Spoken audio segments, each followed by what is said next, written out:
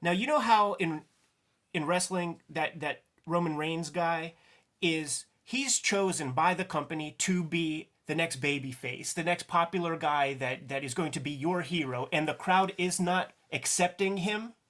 And there was that Whitney Cummings sitcom that was being promoted so heavily during the football games. When your Pittsburgh Steelers are down 30 points, do you want to see Whitney Cummings' face every 2 seconds?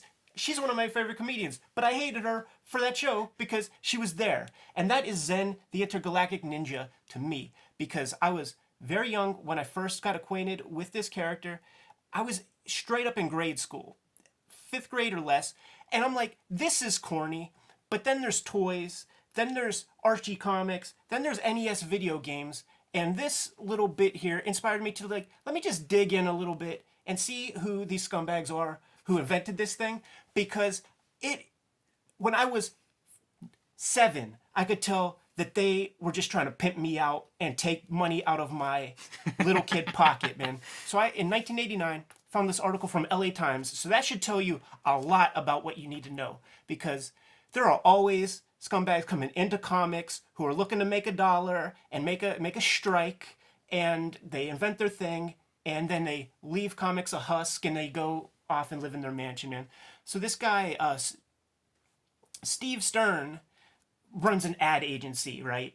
So he is just trying to think about, like, the comic is nothing but an elevator pitch, and he describes it as sort of the Dirty Harry of aliens. Okay, and then he talks about how, kids, they don't want wimpy aliens. They don't want like E.T. or Alf, so I'm going to invent this intergalactic ninja. Up until now, writers and film producers have treated most space aliens as evil, and Stern, citing a tradition that extends to H.G. Wells' novel War of the Worlds and the Alien movie. He says the comic book buying public responded to Zen because he represents a true alien hero. There have been few, if any, alien heroes who come to mind, and he cites the numbers of the initial Zen comics went from 4,000 circulation to 20,000, and Stern hopes to find a national break that will turn Zen into a phenomenon. So, he was a wheeler dealer, and he was able to make these deals. In comics, there is a glut of these guys who have 1-2 comics out, and they are more pimps than they are cartoonists, and they just make deals, and they pull out this trickery. This medium is important to me. This medium has a lot of meaning to me.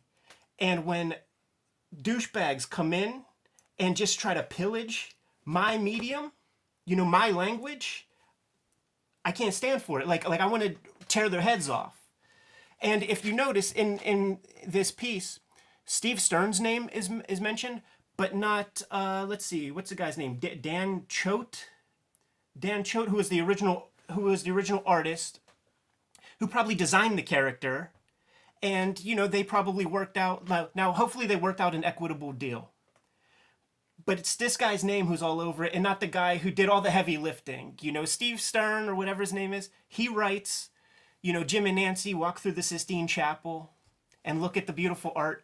And this Dan Choate guy has to fucking paint those images and draw that thing and spend his time on that. So, Zen, it was stuffed down my throat my entire life. This little bit inspired me to look into it just a little bit. And, that's all I have to say about that bullshit. I went back issue diving for Zen comics within the last year. There's never been a good one.